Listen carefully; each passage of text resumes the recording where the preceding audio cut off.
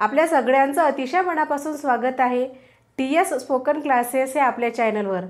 आधीच्या व्हिडिओमध्ये आपण दे आरची सेंटेन्स फॉर्मेशन बघितलेत। आजच्या व्हिडिओमध्ये दे आर नॉटची सेंटेन्स फॉर्मेशन आपल्याला बघायचे आहेत।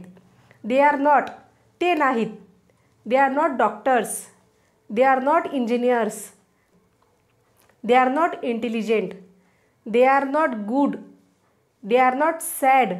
अशा प्रकारे आपल्याला दे आर नॉटचे सेंटेन्स फॉर्मेशन करायचे आहेत। चला तर व्हिडिओला सुरुवात करूयात।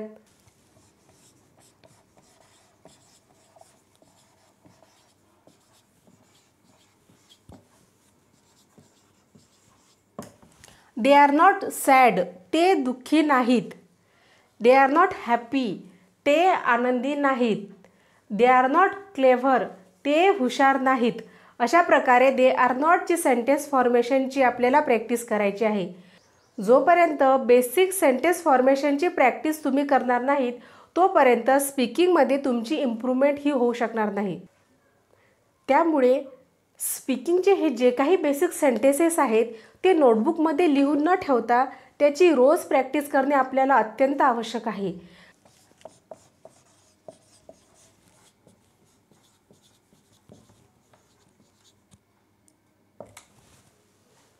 They are not losers. Next.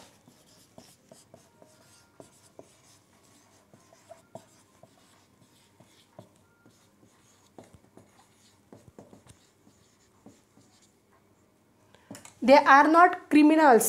ते क्रिमिनल्स नाहीत। अशा प्रकारे आपल्याला दे हे प्रोनाउन यूज करून दे आर नॉटचे सेंटेन्सेस बनवायचे आहेत।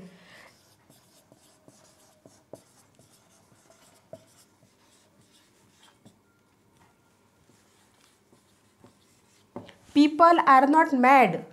Next.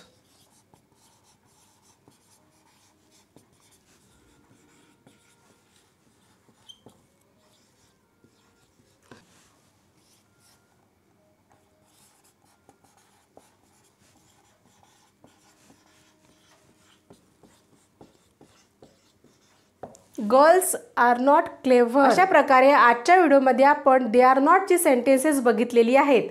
They are not sad, they are not losers, they are not criminals, people are not mad, students are not dull, girls are not clever.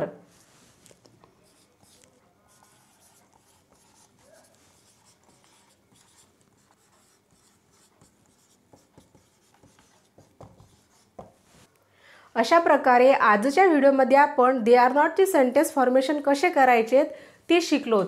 पुन्हा एकदा आपण दे आर नॉटच्या सेंटेन्सेसची प्रॅक्टिस करून पाहूयात। They are not my neighbours, they are not happy, they are not intelligent, they are not your mentors, they are not achievers.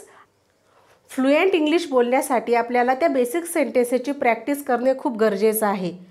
किमान रोजचे 5 minute आपण ते sentences बोलून पाहिलेत तर नक्की त्या गोष्टी आपल्याला आत्मसात झाल्याशिवाय राहणार नाहीत।